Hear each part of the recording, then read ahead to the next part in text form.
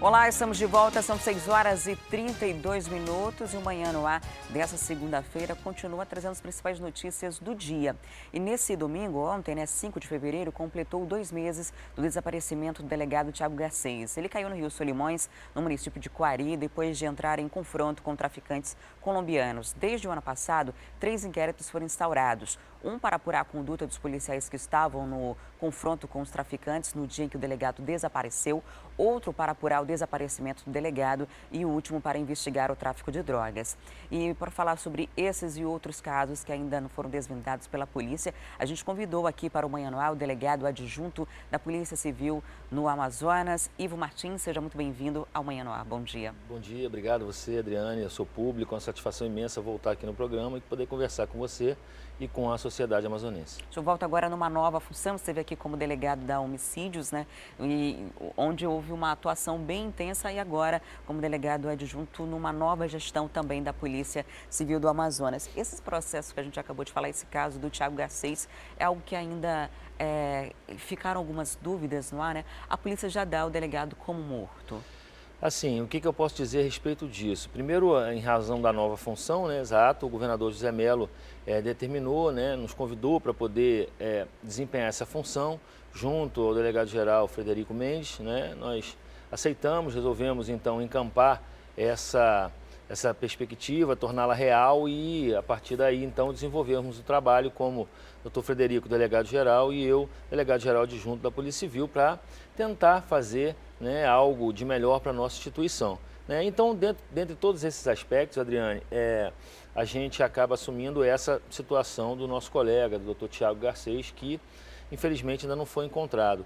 É difícil falar, eu não sei a fundo ainda como o fato ocorreu. Sabemos pela imprensa, por óbvio, Sabemos também que os 3 inquéritos foram instaurados, conforme até a sua fala mencionou, e sabemos, inclusive, que a Secretaria de Segurança mantém sistematicamente equipes no local para que a gente possa fazer, para que se possam fazer buscas ainda ao delegado, Claro que o tempo nos impõe esse pensamento, de que o delegado, infelizmente, perdeu a vida, mas a gente tem o dever de continuar procurando até o último momento. Agora, estamos aí, então, aguardando o resultado dos trabalhos para que a gente possa ter uma definição concreta do que efetivamente aconteceu. Então, o caso está nesse patamar. Os inquéritos ainda estão abertos, os 3? Eles estão em andamento, são presididos pelo delegado Mauro, lá de Coari, e eles têm as suas peculiaridades, os 3 inquéritos, então estão sendo trabalhados por aquela delegacia, e digo que enquanto estava na Homicídio, a gente não teve conhecimento a fundo dessas investigações, entendeu? Por isso que não teria maiores detalhes para passar para vocês, entretanto, sem embargo de efetivamente passar perspectivas a respeito do caso, mas afirmo e reafirmo que a Secretaria de Segurança, desde o primeiro momento, envidou diligência no sentido de encontrar o delegado, inclusive com equipes multidisciplinares, da própria Polícia Civil, que foi até o local, da Polícia Militar, do Corpo de Bombeiros, mergulhadores, depois contamos com o apoio do Exército, da própria Marinha, então, da Força Aérea. Então, a situação está nesse patamar, tá certo? Equipes continuam trabalhando em busca de uma solução para o caso. Um outro caso que ganhou bastante repercussão foi o caso do desaparecimento daqueles 3 jovens lá no Grande Vitória. Sim. Isso aconteceu há pouco mais de um mês. A última vez que eles foram vistos foi entrando em uma viatura da Polícia Militar. Depois disso, alguns policiais foram detidos, foram presos, e alguns deles continuam. Como é que esse caso está hoje? Esses policiais que estão presos são 7, Eles Exato. continuam, eles já vão responder pelo crime? Qual é a situação hoje desse inquérito? Esse caso eu trabalhei de maneira constante, nesse caso era o presidente das investigações, inclusive na época da Delegacia de Homicídios, e foi um fato que causou muita repercussão, por causa do envolvimento infelizmente, de policiais militares nessa ocorrência. Naquela ocasião, primeiramente, foram 10 policiais presos, num primeiro momento, tendo em conta que não sabíamos a extensão daquela situação.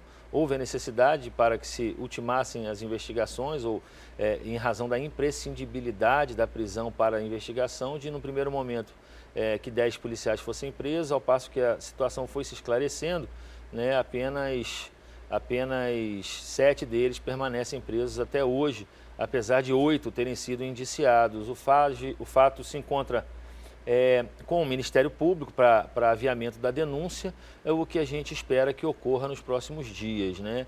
Então é um caso que realmente trouxe muita repercussão, trouxe um desconforto muito grande para nós da Polícia Civil, infelizmente, ter que encampar fatos que levem à prisão de colegas, né, que estão na rua, policiais combatentes, inclusive, do tráfico de drogas, mas, sob nosso entendimento, tiveram uma conduta que não há como fechar os olhos para isso, razão pela qual foram responsabilizados e estão aí à disposição da Justiça. A gente de fora tem a sensação de que eles fizeram uma espécie de fechamento entre si, né, esses policiais, porque não falaram, né, não dizem onde esses corpos estariam. É realmente isso? Eles não falam nada, não confessam crime, não apontam quem poderia ter cometido o homicídio entre eles? De fato, Adriane, é o que parece, porque em nenhum momento eles tiveram, salvo um ou outro, né, eles não tiveram uma participação muito colaborativa na apuração dos fatos. Reservaram seu direito constitucional de permanecer em silêncio, isso é direito deles, não se discute,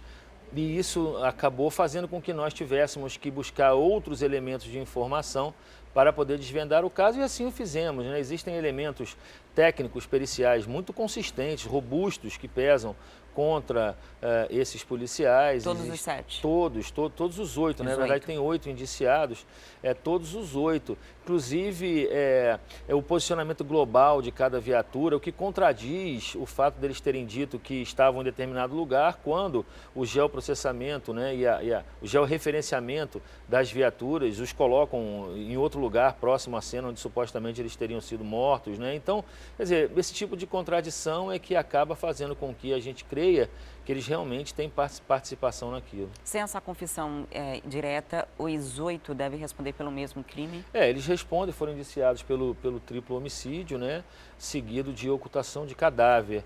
A gente, inclusive, tem elementos também consistentes e robustos acerca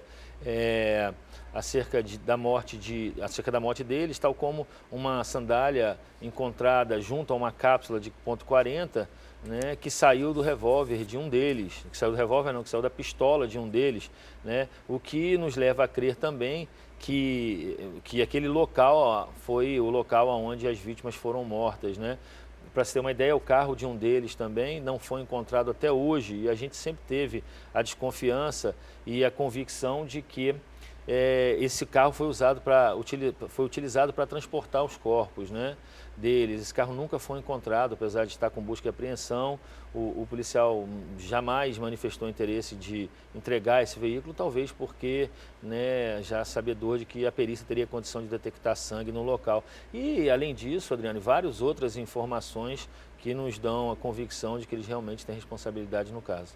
Um outro caso de grande repercussão é o caso do massacre do Compage, né, que aconteceu no dia 1º de janeiro, depois esteve a fuga do IPAT, mortes também na cadeia pública Raimundo Vidal Pessoa, e um grupo de delegados agora está à frente dessas investigações. O senhor faz parte desse grupo também. Como que vai funcionar? O que deve ser levado em consideração para tentar apurar essas mortes? Faz parte, continuo sendo presidente dessa apuração, na medida em que existe uma portaria, né, em que o então delegado-geral determinou que fizéssemos o acompanhamento desse caso, a apuração desse caso, na verdade, que é capitaneado por mim, mas com o trabalho, o apoio de vários outros delegados, né, que trabalham comigo nesse caso. O delegado do 20º Distrito Integrado de Polícia, o delegado da Seccional Oeste, um delegado da Delegacia de Homicídios e também uma delegada da Força Tarefa da Secretaria de Segurança, que nos apoiam, juntamente com seus respectivos staffs de investigadores e escrivães. E o trabalho anda muito bem, anda de certa forma acelerado, a espinha dorsal do trabalho já está toda montada, né? A gente conta também com o apoio institucional do Ministério Público, que também formou um grupo de trabalho para nos auxiliar nessas apurações, né? E isso vai andando para a passo com a elucidação dos fatos. Um caso altamente complexo devido à multiplicidade de autores e à multiplicidade de vítimas, no caso do Compage, mas também não podemos esquecer que existe uma apuração tanto da unidade prisional do Puraquequara, que aconteceu no dia seguinte ao do Compage, quanto a apuração relativa à Vidal Pessoa, onde também aconteceram mortes. Então, a gente está fazendo esse trabalho, de maneira também consistente, para que a gente não faça tudo de maneira assodada. Até costumo dizer, tenho dito, que não temos pressa em entregar o inquérito. Temos sim a obrigação de entregar um inquérito, de entregar elementos de prova robustos para poder facilitar o trabalho do Ministério Público na hora de oferecer ação penal, entendeu, Adriano? Então, o trabalho está nessa seara por enquanto. Se você me permite dizer, nós até já encaminhamos um relatório parcial para a Justiça na segunda-feira passada, seguindo o prazo legal, com a investigação no estado que se encontra, para que a Justiça possa tomar conhecimento, né, assim como o Ministério Público, e assim devolva o inquérito para que a gente possa prosseguir nas investigações. No caso, essas pessoas que estavam ali no Compage eram regime fechado, são presos já condenados, alguns inclusive já respondem até mesmo por homicídio, outros por outros diversos crimes. O que acontece? Essas pessoas sendo condenadas novamente por participarem do massacre, a pena é acumulativa? Não, é uma outra situação, é um fato novo, né? Foi instaurado um inquérito policial para apurar aquele fato novo, aquelas ocorrências havidas no Compage, na UPP e na Vidal Pessoa. Então, apesar de eles estarem presos, vão ser submetidos a uma nova apuração, né? E poderão ser condenados por essa nova ocorrência, né? Independente daquelas que eles já respondem, né? 17 pessoas, nesse caso, foram transferidas para o Presídio Federal. A suspeição contra essas pessoas a cada dia se robustece, ganha força, né? De maneira que, inclusive, eles estão lá por força de mandado de prisão preventiva, que foi solicitado pelo grupo de trabalho logo no início do ano. E então eles respondem pelos seus processos, mas estão lá também por conta da prisão preventiva já no bojo da apuração do Compage. Doutor Ivo, a primeira vez que eu lhe entrevistei foi lá no 18º DIP, no Novo Israel. Depois disso, o senhor foi transferido para outro DIP, chegou à especializada de homicídios e agora, nessa mudança aí que aconteceu em vários setores da Secretaria de Segurança Pública, delegado adjunto da DG. De que forma essas experiências nos DIPs, na Delegacia de Homicídios, vai lhe ajudar nesse novo cargo, né? Porque é um cargo também muito mais administrativo Sim. do que o processo de investigação da homicídios e o do diário dos outros DIPs. Na verdade, é uma experiência, né? Uma experiência muito honrosa, né? Que desempenho agora pela essa missão dada pelo governador do estado. Então, é uma função que me honra muito, principalmente pelo pouco tempo de polícia que eu tenho. Já tenho alguma experiência de vida em razão da minha idade, em razão de ter desempenhado também outras funções em outros órgãos, enfim, ter trabalhado em outros locais. Então, tenho uma experiência de vida, de certa forma, interessante, né? E agora vai ser modelada também por esse novo desempenho, né? Claro que aponta, né, o 18º, o 6º DIP, que fui plantonista, o 4º DIP, o 30º DIP, foram experiências enriquecedoras e certas, e principalmente a Delegacia de Homicídios, por causa do vulto, né, até digo superexposição que me deu, né, contribuíram para que eu chegasse lá. Agora, não fiz nada sozinho, é importante que se diga. Por todos os locais que passei, tive uma experiência absolutamente enriquecedora, absolutamente vultuosa com os servidores com os quais eu trabalhei. A Polícia Civil, apesar do diminuto quadro que assola, né, a instituição, ela é campeada por investigadores, escrivães, motoristas, administrativos, de pessoas de altíssimo nível, altíssimo gabarito, que doam inclusive a própria vida por essa instituição e pela sociedade amazonense. Eu cheguei lá por conta dessas pessoas. Devo ter os meus méritos, né? Devo ter os meus méritos, porque é necessário saber conduzir todo esse trabalho, coordenar algum tipo de trabalho. Devo ter os meus méritos, mas grande parte é devida aos servidores com os quais eu trabalhei. Qual o senhor acredita que vai ser a sua maior dificuldade, o maior empecilho para conseguir colocar em prática tudo que se planeja dentro aí da Delegacia Geral? O que eu penso, Adriane, na verdade, é a possibilidade de tornar a polícia um pouco melhor de alguma forma, né?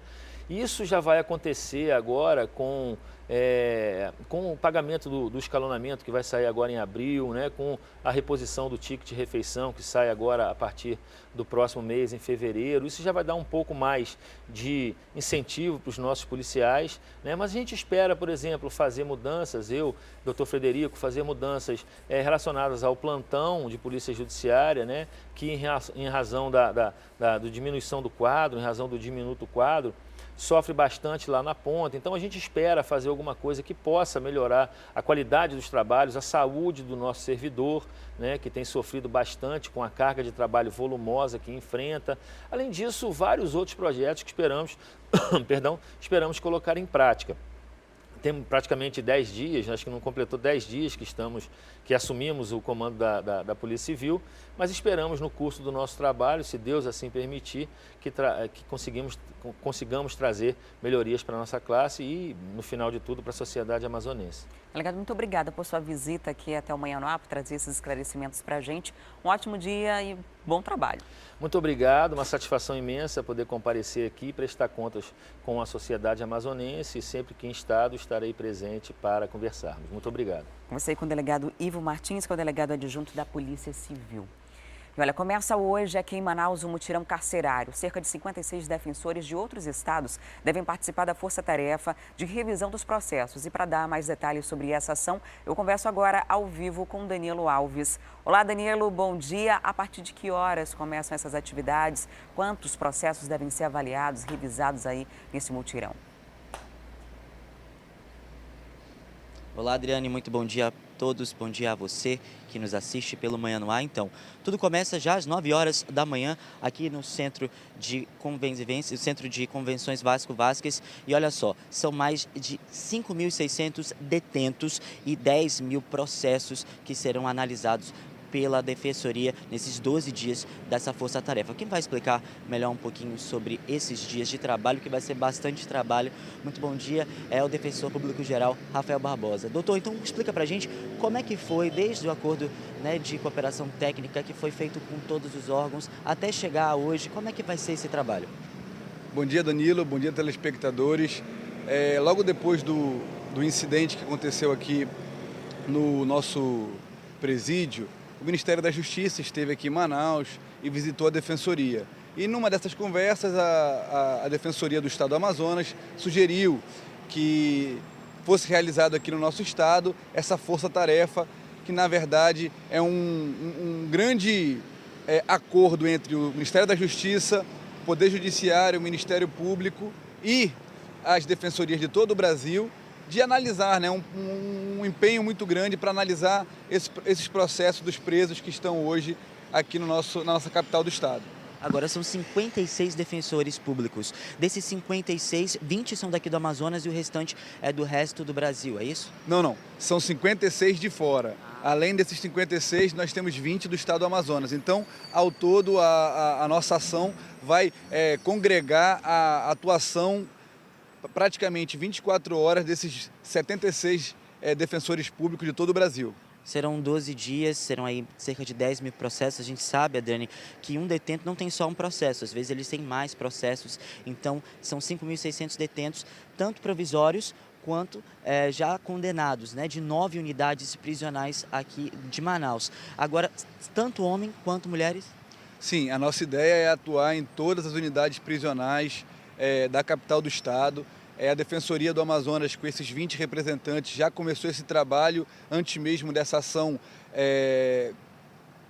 que congrega todo mundo. Nós já começamos, analisamos mais ou menos 1.000 situações dos presos que estão no IPAT, e desses 1.000 a Defensoria só pediu a liberdade de 100. Isso mostra que é uma análise criteriosa, que a Defensoria não está preocupada em simplesmente soltar a pessoa, mas analisar realmente a fundo a situação individual de cada detento, e só naqueles casos onde nós percebermos que a soltura desse detento não vai colocar risco para a sociedade, é que a Defensoria vai agir, e dentro da legalidade sempre. Esses 5.600 presos representam quanto da parcela da massa carcerária hoje, desses 10 mil processos? Já é uma amortização para, né, desafogar essa morosidade, esses processos que já estão correndo? Os números que nós temos é que esse número de 5.600, ele é quase 70% dos presos do nosso estado. Nós temos ainda presos no interior, mas a grande maioria está aqui na capital. Como eu falei, a ideia não é simplesmente soltar os presos e tudo mais, mas analisar e procurar, em cada caso concreto, identificar se há realmente alguma razão que possibilite a liberação desses presos. Se houver, ou porque o crime não tem grave ameaça, ou porque o crime não tem violência, ou porque não faz parte daqueles crimes que são hoje, que colocam em risco a sociedade, e também se há excesso de prazo, se tem alguém que está na penitenciária mais tempo do que a lei determina, aí a Defensoria vai agir. E o importante mesmo isso é que, claro, não é o nosso objetivo simplesmente soltar, mas se pontualmente, se nós identificarmos que aquela pessoa não deveria estar na cadeia, nós vamos efetivamente pedir a soltura.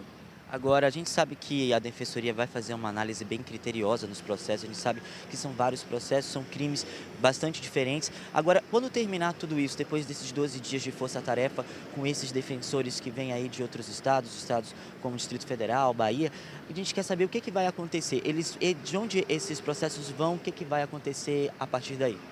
Bem, a ideia dessa ação é que ela se resuma nesses 12 dias. Como assim? O defensor público do outro estado, por exemplo, vamos pegar o Rio de Janeiro, que é um estado que enviou mais ou menos 3 ou 4 defensores. Esses defensores eles vão trabalhar junto com o defensor local. Esse é o defensor tutor. E o defensor local, então, vai realizar o pedido nesses 12 dias. Então, não vai ficar trabalho acumulado. Então, os atendimentos, as análises que nós fizermos aqui durante esses 12 dias, já vamos fazer o encaminhamento devido. E a ideia no final dessa jornada, praticamente lá para o dia 14, 15, é todos os defensores visitarem os detentos e comunicarem a situação dos seus processos. Isso, de certa forma, alivia a situação dentro da cadeia, porque o preso tem consciência e noção de como é que está o seu processo, que ele está andando, que ele não está parado. E agora, esses 5.600 presos, na maioria, né? Eu quero saber de qual unidade prisional que está sendo bastante vista. Beto Compage, Davi da Pessoa, ou todos têm o mesmo critério? Não, nós vamos analisar todos. A ideia foi começar pelos provisórios, então nós começamos pelo IPAT, que é uma unidade prisional que congrega também presos provisórios, mas os defensores de outros estados, eles vão ficar praticamente 80% nos presos definitivos. Então, aí é a análise do Compage, que foi o lugar onde aconteceu o episódio.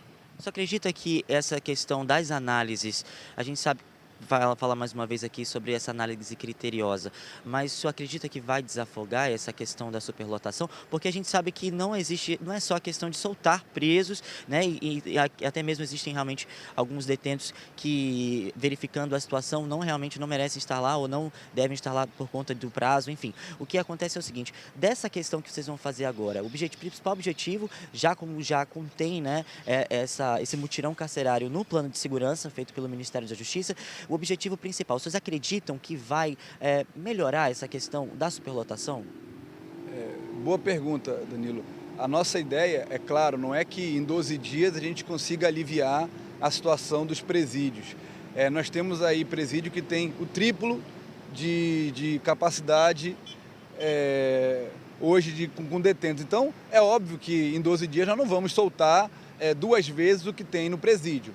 O que essa ação da Defensoria vai fazer é porque ela está atrelada à elaboração de um diagnóstico. Esse diagnóstico ele vai fazer algumas sugestões para o poder público no sentido ou de construção de novos presídios ou de uma maior triagem dos presos, para não deixar presos que acabaram de cometer o seu primeiro delito junto com presos que já são reincidentes. E também a implementação efetiva de algumas políticas alternativas à prisão. Então, crimes que não têm grave ameaça, sem violência, talvez a prisão não seja o caminho.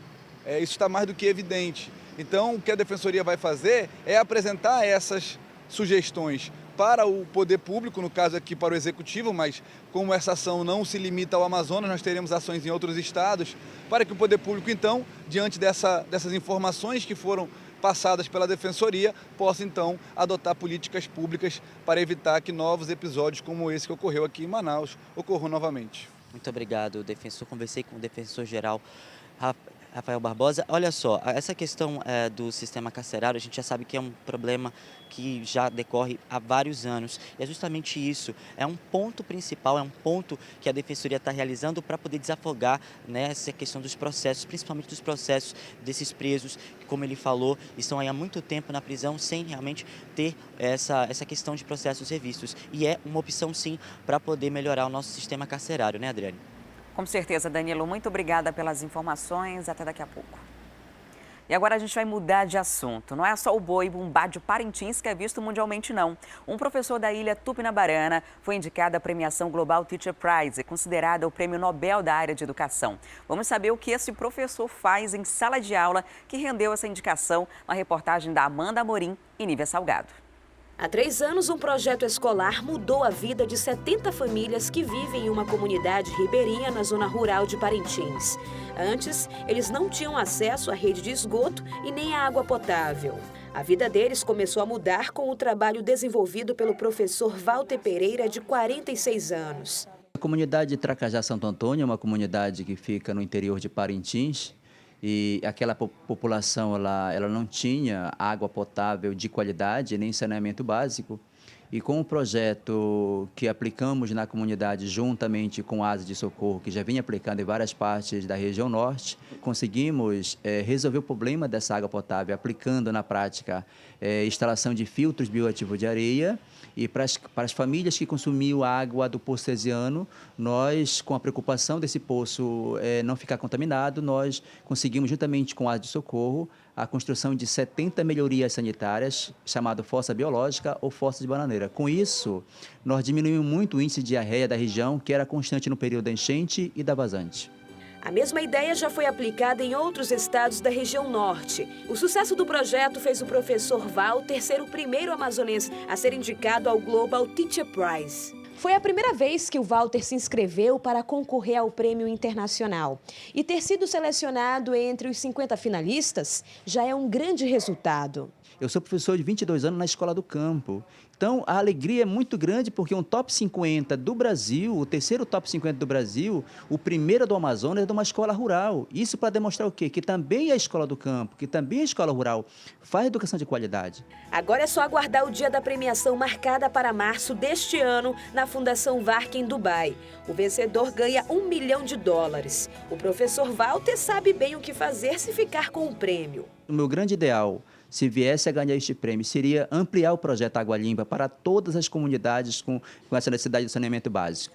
Outra é criar uma ONG de preservação da floresta amazônica e a outra seria instalar uma escola profissionalizante lá na comunidade, porque os nossos jovens, que lá tem o ensino médio, mas terminam o ensino médio e não tem perspectiva de vida.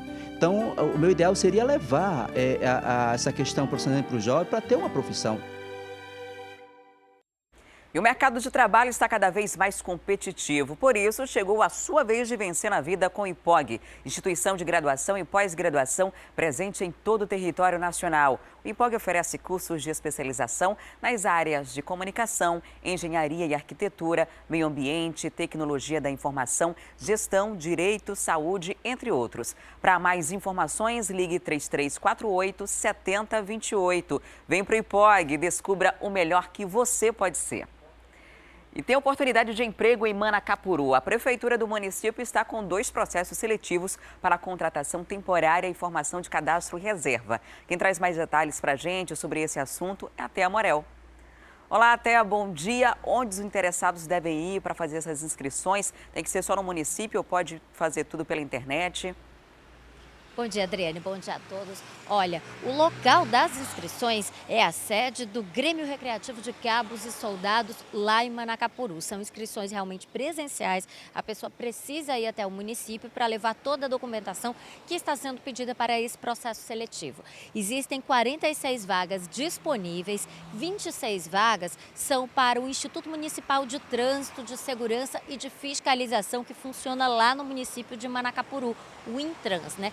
20 dessas vagas, Adriane, são para agentes de trânsito. E para quem quiser participar dessa seleção, é preciso ter aí um ensino médio completo, é preciso que a pessoa tenha também carteira nacional de habilitação do tipo A e D ou A e E, enfim, é preciso ter realmente um pré-requisito para você poder conhecer um pouquinho do trânsito e poder lidar como agente de trânsito no município de Manacapuru.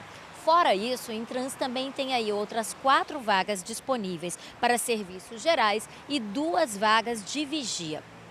Outro processo seletivo que também está aberto no município de Manacapuru, ele serve justamente para um outro órgão do município, né?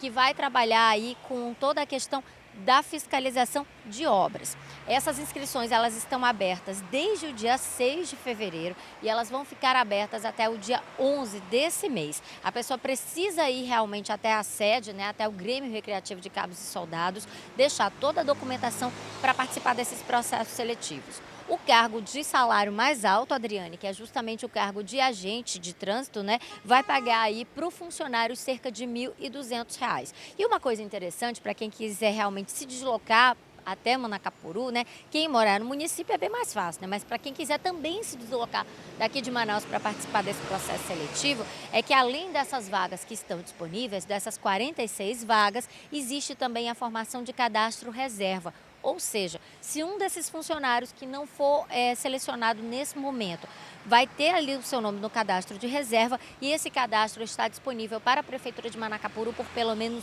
1 ano. Para quem não sabe o endereço, o Grêmio Recreativo de Cabos e Soldados fica na rua Etelvina Gadelha, número 1017, no bairro São José. Manacapuru não é um município muito grande, né? Para quem se deslocar daqui para lá ou para quem já estiver em Manacapuru, não vai ser muito difícil encontrar o bairro São José, um dos bairros mais conhecidos da cidade. E aí o Grêmio Recreativo está aberto aí para receber essas inscrições para esses profissionais que quiserem trabalhar lá no município de Manacapuru. E quem for sair daqui, Teia, pode juntar um grupo, né, e divide a gasolina, atravessa ali a ponte, passa por Iranduba e já chegou em Manacapuru, ou pode, de repente, ali na rodoviária, pegar um ônibus do transporte intermunicipal e fazer o cadastro. Quem sabe essa vaga não sai, né? E tem outra coisa, o que vai ser analisado ali é o currículo de cada uma dessas pessoas? Exatamente, Adriane, é um processo seletivo, então vai ser feita a análise de currículo para ver se essa pessoa já tem ou não tem experiência na área, para ver se essa pessoa tem algum curso que possa aí agregar mais valor ao seu currículo. O caso é que essas vagas todas, elas estão disponíveis para quem já concluiu o ensino fundamental, no caso de vigia, por exemplo, ou para quem já concluiu o ensino médio. Não existem cargos de ensino superior. Então, assim, todo mundo acaba estando ali em pé de igualdade, né? A gente sabe que o mercado de trabalho está muito concorrido nesse ano de crise. Quem não está conseguindo emprego aqui em Manaus pode tentar essa vaga lá em Manacapuru, mora no município durante a semana, vem passar o fim de semana aqui na capital, né, Adriane? Tá certo, Teia. Muito obrigada pelas informações. Até daqui a pouco.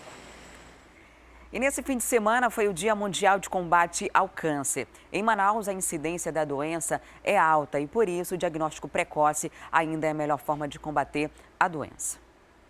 Rosângela sequer sentiu os sintomas, mas graças ao exame de rotina, ela descobriu que tinha câncer. Fui ao médico e lá ele detectou, né, o nódulo e aí foi feito todos os exames, fui para a cirurgia, né? Foi feita a cirurgia, esterectomia total. O câncer do colo do útero é um dos que mais preocupam, mas os sintomas são sutis. Por isso, quando muitas mulheres descobrem a doença, já é tarde. O câncer do colo do útero é o 4º que mais mata no país. E no Amazonas, a situação é ainda mais alarmante. O estado lidera o ranking com o maior número de casos. Só em Manaus, em cada 100 mulheres, 53 sofrem com a doença. Este especialista conta que, na maioria dos casos que chegam ao consultório, o câncer já está avançado. Durante a minha formação e durante a formação da maioria dos cirurgiões oncológicos aqui no Amazonas, nós fazemos procedimentos para tumores avançados numa quantidade muito maior que no resto do Brasil. Infelizmente, para as mulheres, né? Entre os primeiros sintomas do câncer do colo de útero estão um leve corrimento que pode ser percebido na roupa íntima, dor e sangramento durante a relação sexual. Mulheres e adolescentes com vários parceiros correm ainda mais riscos por causa das doenças sexualmente transmissíveis. O HPV, o papiloma vírus humano, por exemplo, é o grande vilão, responsável por 90% dos casos de câncer. Se você não usa o preservativo e você tem uma vida sexual ativa, Eventualmente você pega parceiros que estão contaminados. Então, provavelmente a chance de você adquirir durante a vida adulta é maior. O exame de Papanicolau ainda é o meio mais eficaz para o diagnóstico precoce. A mulher pode evitar a doença com o uso de preservativo e também com a imunização contra o HPV. No Brasil, meninas têm iniciado a vida sexual cada vez mais cedo. E desde 2014, a vacina contra o HPV faz parte do calendário nacional de imunização para adolescentes dos 9 aos 13 anos de idade. O câncer de colo de útero é uma doença totalmente prevenível. Então, nós conseguimos fazer diagnóstico precoce, né, e tratar precocemente. E nós temos vacina disponível no mercado para prevenção. Rosângela hoje comemora. Ela, que venceu o câncer, sabe que a prevenção ainda é o melhor remédio. Isso é muito importante, muito mesmo, porque detectado a tempo, você vive. E para prevenir é muito simples, basta procurar qualquer especialista, né, ginecologista, pode ir na carreta da mulher, pode ir nos hospitais aqui da cidade, fazer o seu agendamento e concluir o exame preventivo. Esse exame tem que ser realizado todo ano, mesmo que no ano anterior não tenha tido nenhum tipo de problema, toda mulher precisa realizar esse exame anualmente. E no caso dos meninos e meninas, hoje está disponível a vacinação contra o HPV, que é o vírus principal causador do câncer de colo uterino. E essa vacina é gratuita, é aplicada na rede pública, mesmo nas UBSs. Então é só levar o seu filho ou a sua filha a partir dos 9 anos com a carteirinha de vacinação e fazer a aplicação. Hoje são 2 doses, essas doses são gratuitas. Isso vai garantir que por toda a vida o seu filho fique imunizado do HPV e, consequentemente, não desenvolva o câncer de colo uterino. E, no caso dos meninos, vai evitar que eles sejam transmissores dessa doença que é tão grave e tão frequente aqui no Amazonas. E agora a gente vai para o intervalo e volta daqui a pouco com a nossa interação ao vivo com a Rádio Acrítica. Vamos falar sobre o retorno dos trabalhos na Câmara Municipal de Manaus e ainda sobre o traficante João Branco, narcotraficante, está vindo para o Amazonas, para Manaus agora em abril. Ele vai ser levado a julgamento, a gente traz esses detalhes daqui a pouquinho.